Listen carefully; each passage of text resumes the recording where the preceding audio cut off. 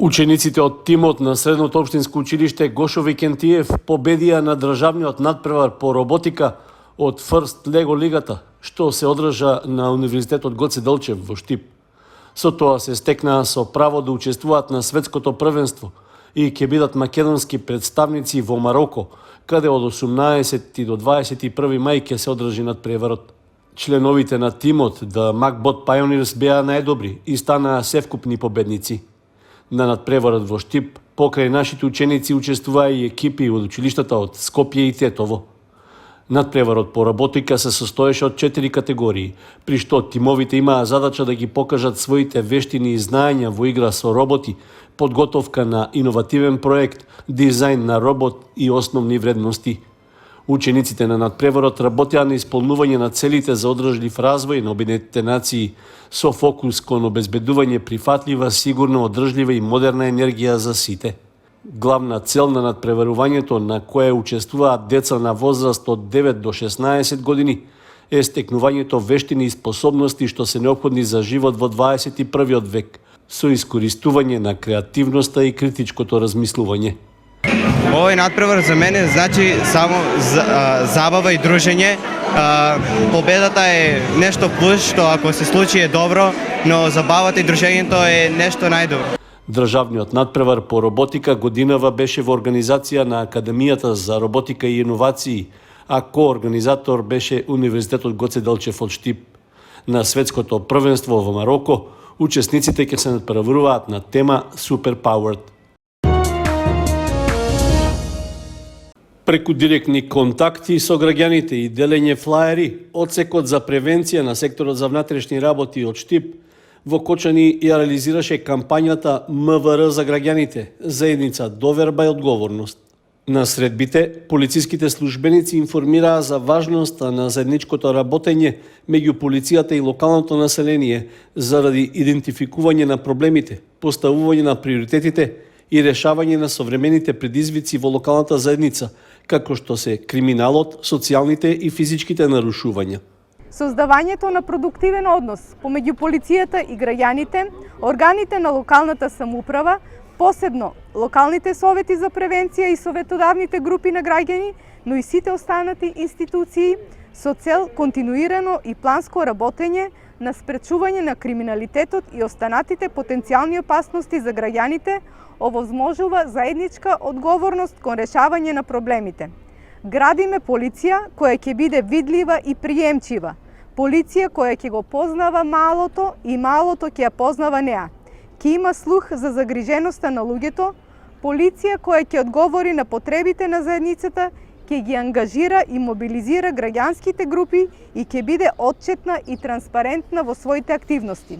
Како финална и главна порака од оваа кампања, која сакаме да ја доловиме до граѓаните, е дека полициското работење со заедницата значи градење на партнерство кое се базира на доверба помеѓу полицијата и граѓаните, планската соработка придонесува за спречување на криминалот, а резултатот е зголемена безбедност и подобар квалитет на живење. Во периодот од 1 јануари до денес, по преземени мерки и активности во врска со недозволената трговија со дрога, од слобода биле лишени 55 лица, а извршени се прегледи кај 73 лица и возила. При тоа направени се и 27 претреси на исто толку локации, каде што се пронајдени и одземени најразлични видови дрога. Од секторот за внатрешни работи информираа дека против 8 лица се поднесени 7 кривични пријави. Во делот на имотните деликти и тешките кражби во текот на јануари и февруари на подрачјето на секторот било регистрирано намалување од 15%, а постигната е ефикасност од 40% во расветлувањето на тешките кражби. Во рамки на кампањата МВР за граѓаните заедница доверба одговорност беше упатен апел до граѓаните кои сметаат дека полициските службеници не постапиле според професионалните стандарди или ги надминале своите овластувања и скратиле со закон гарантирано право да поднесат жалби или преставки до одделот за внатрешна контрола, криминални истраги и професионални стандарди на Министерството за внатрешни работи.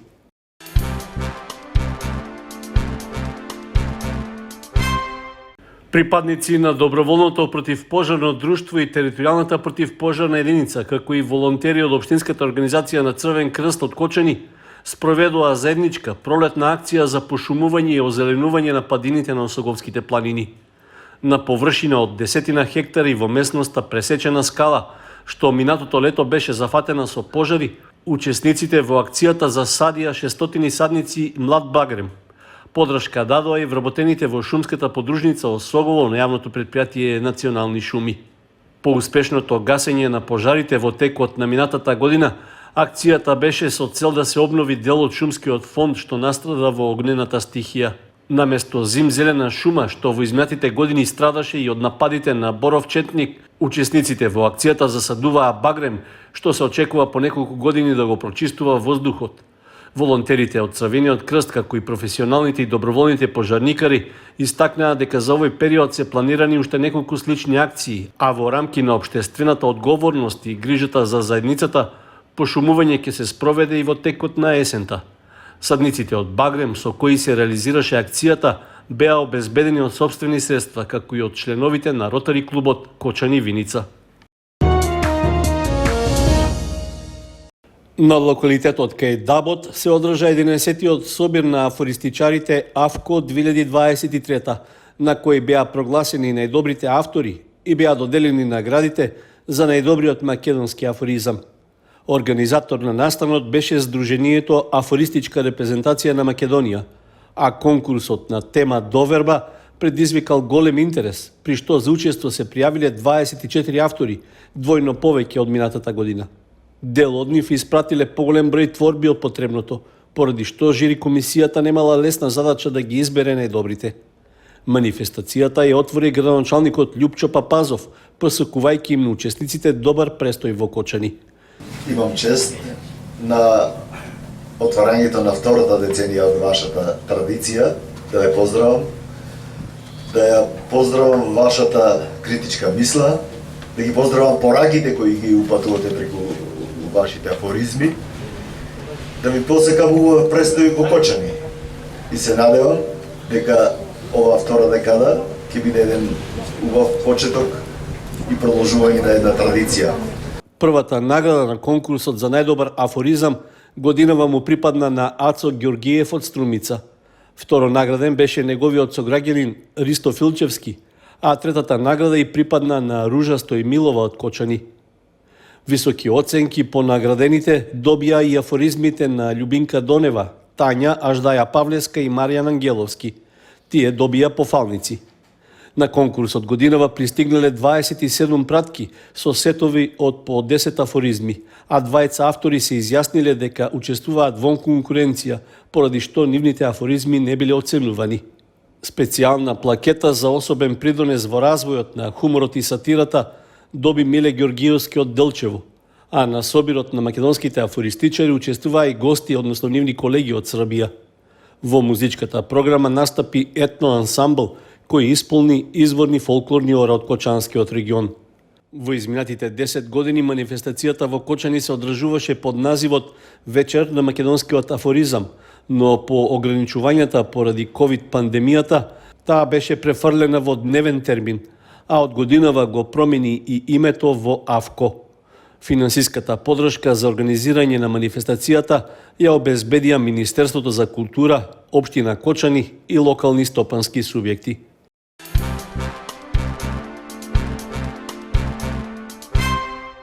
Дивата депонија во местноста Колерски гробишта во населбата Трајаново Трло останува еден од најголемите еколошки проблеми за жителите кои живеат овде.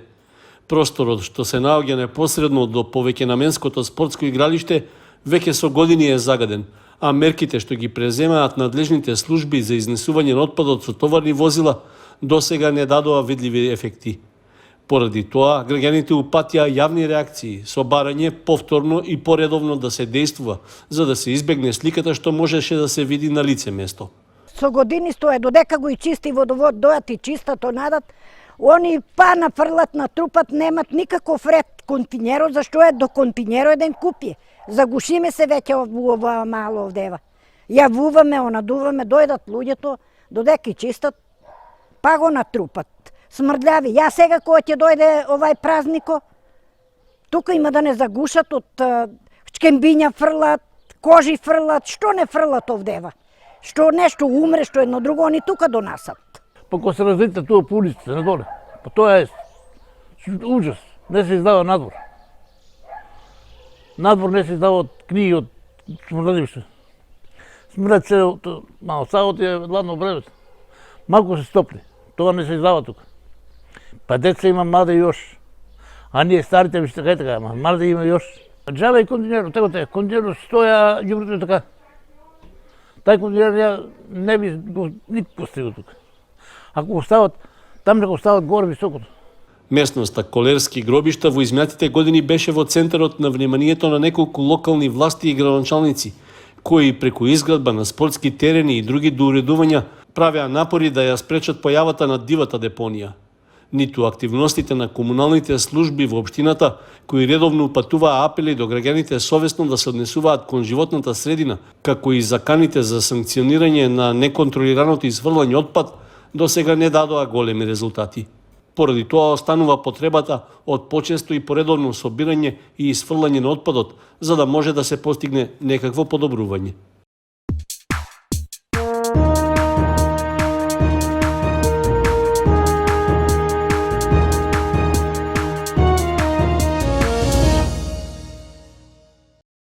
Викендов се одиграа редовните кола во фудбалските првенства на втората и третата лига, како и на третата кошаркарска лига. На игралиштето во Чешиново во рамки на 16-тото коло од третата лига Исток, во соседското дерби се сретнаа фудбалските екипи на домашната Академија Чешиново Облешево и Осогово. Победија гостите од Кочани со резултат 3:1.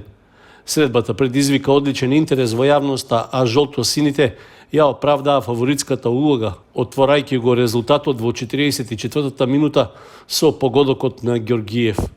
Во второто полувреме водството го зголемија во 68-та минута, а стрелец на погодокот беше Крстов.